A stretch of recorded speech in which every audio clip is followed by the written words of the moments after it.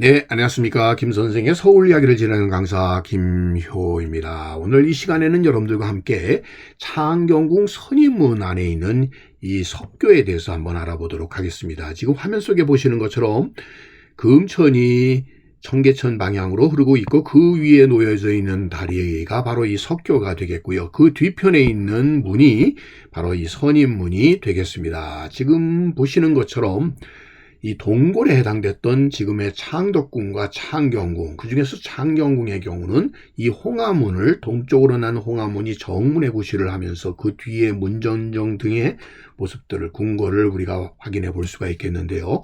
바로 이 홍화문 남쪽에 있는 이 문이 바로 선인문이 되겠습니다.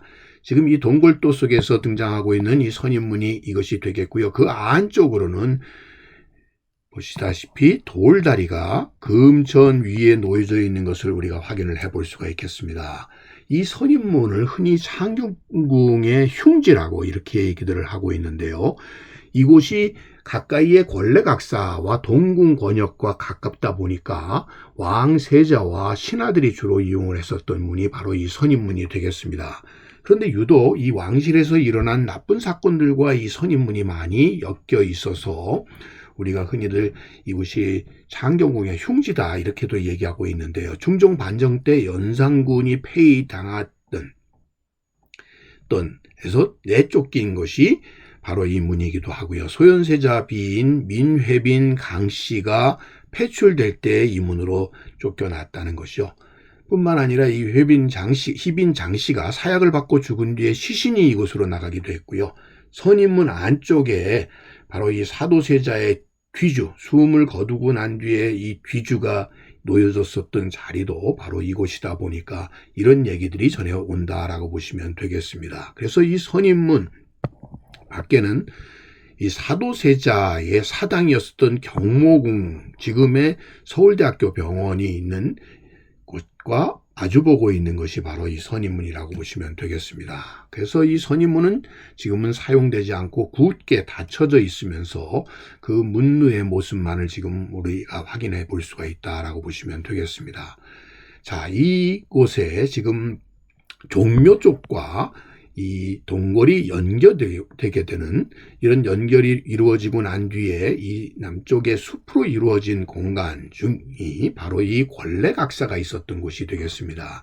지금 천문 관측을 했었던 관천대의 동쪽과 남쪽의 빈 터가 지금 이 숲을 이루고 있는데 이것이 왕실과 직접 관련이 되는 관청인 권례각사가 있었던 곳이 바로 이곳이 되겠습니다. 지금은 수풀로 이렇게 이루어져 있는데요. 원래 이곳에 군사업무를 총괄하던 도총부가 있었고 또 내사 복사씨가 이곳에 있어서 일찍이 이 수레와 말을 관리하던 마국간과 사료창고 등이 있었던 곳입니다.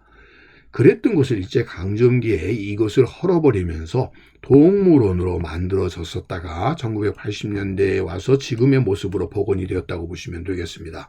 동골도에서 지금 권례각사가 위치한 지역을 표시해 봤고요.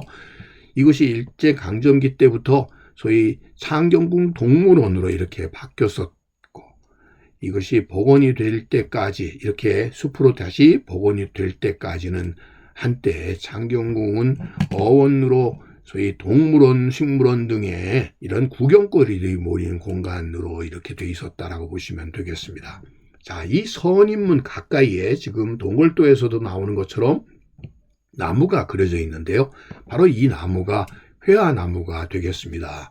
특별히 이 회화나무는 굉장히 상스러운 나무로 여겼기 때문에 상덕궁 도남문 일대에 뿐만 아니라 궁궐의 입구 주변에 많이 심었었던 나무가 바로 이 회화나무가 되겠는데요. 지금 이 선인문 안에 있는 회화나무는 18세기 말에 심어진 것으로 추정이 되고 있고요. 이 동골도에도 그림으로 그려져 있는 것으로 봐서 이렇게 추정할 수가 있다라고 보시면 되겠습니다.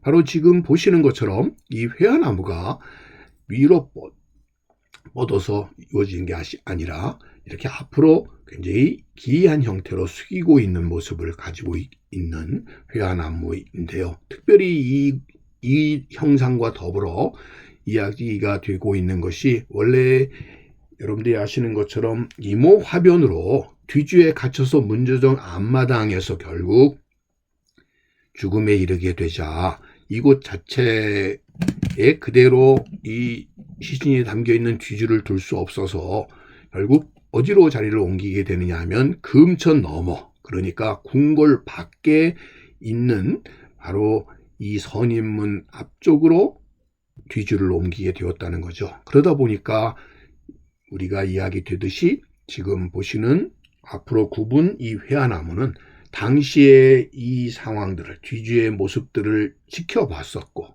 그래서 그거에 대해서 예를 취하고 있어서 이렇게 앞으로 숙이고 있다. 그래서 예를 아는 회화나무라고도 이렇게 이야기되고 있는 이 회화나무가 있는 바로 그 옆에 다리가 바로 오늘 이야기하는 바로 선인문 안쪽의 석교가 되겠습니다.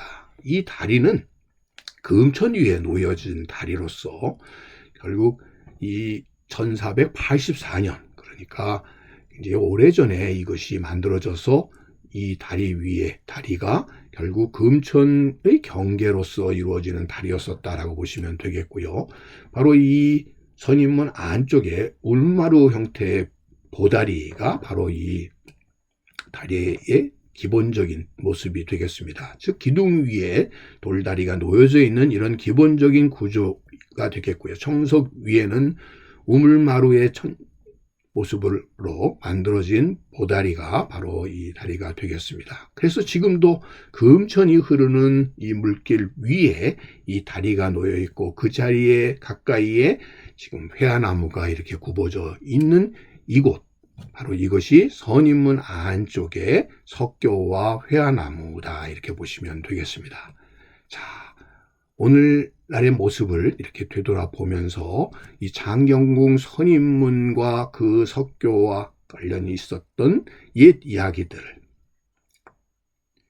회상하면서 오늘 이 시간 장경궁 선인문 석교에 대해서 함께 생각해 봤습니다.